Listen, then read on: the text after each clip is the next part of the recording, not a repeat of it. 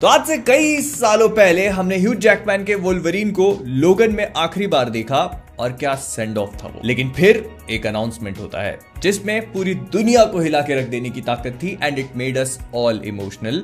जिसमें हमको ये पता चला कि डेडपूल 3 में वोल्वरीन रिटर्न करने वाला है and Ryan Reynolds, Hugh Jackman, Deadpool, Wolverine. मुझे बताने की भी जरूरत नहीं है, जब ये दोनों आपस में साथ में आएंगे तो कितनी ज्यादा एक्सपेक्टेशंस ऑटोमेटिकली सेट हो जाती हैं। तो क्या डेडपूल एंड वोल्वरीन मूवी उन सारी एक्सपेक्टेशंस पे खरी उतर पाई है? तो I will say kind of yes and kind of no as well. ऐसा क्यों है, एक एक करके हर चीज पे बात करते हैं। सबसे पहले हल्के फुल्के सिनॉप्सिस, कोई स्पॉइलर नहीं है। मूवी में वही सारी चीजें होती हैं जो हमको ट्रेलर में दिखाई जाती हैं कि Deadpool for some reason Wolverine को रिक्रूट करता है क्योंकि टीवीए वाले उसे काम करने पे मजबूर कर देते हैं बिकॉज टाइमलाइंस का कुछ लफड़ा है, किसी वजह से कोई टाइमलाइंस खतरे में है और Deadpool has become Marvel Jesus now. तो क्या डेडपूल वोल्वरीन को रिक्रूट करके टीवीए का साथ देगा या फिर टीवीए के खिलाफ जाकर ये वो काम कर पाएंगे जो करना चाहते थे? और आखिरकार इस पूरी चीज में टीवीए का रोल है क्या, क्यों वो इतनी टांग अड़ा रहे हैं और क्यों वो इन दोनों के पीछे पड़े हुए हैं? ये सारी चीजें आपको मूवी देखकर ही पता चलेगा। बट इसके अलावा मूवी का नाम है डेडपूल एंड वोल्वरीन और मूवी हमको वो चीज डिलीवर भी कर देती है जो वो प्रॉमिस करती है। मतलब डेडपूल एंड वोल्वरीन मूवी उन दोनों की कहानी है, मूवी उन्हीं के ऊपर फोकस करती है एंड यू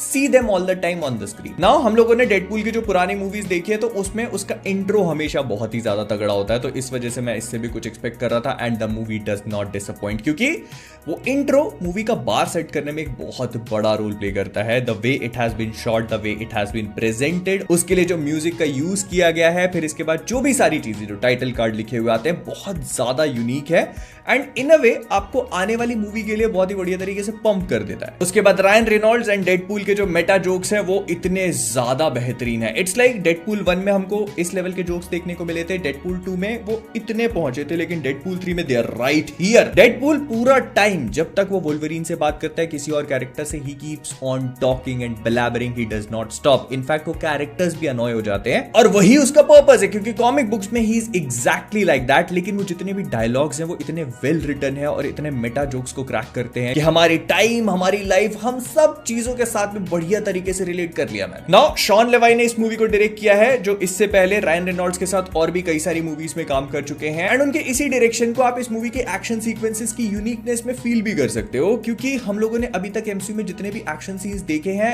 ये वाले काफी अलग तरीके से शूट किए गए हैं। इसमें आपको मल्टीपल कट्स देखने को नहीं मिलेंगे।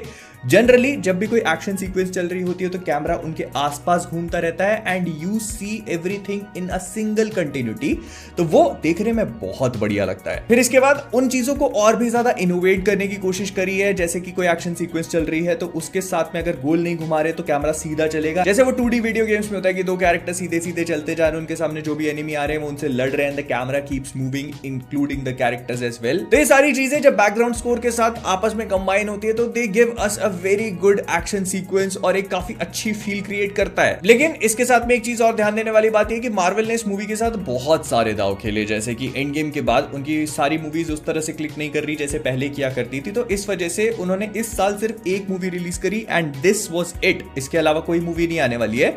अब सारी मूवीज अगले साल पे शिफ्ट कर दी है तो बताता है कि उनको इस मूवी पे कितना कॉन्फिडेंस था। तो डज इट डिलीवर?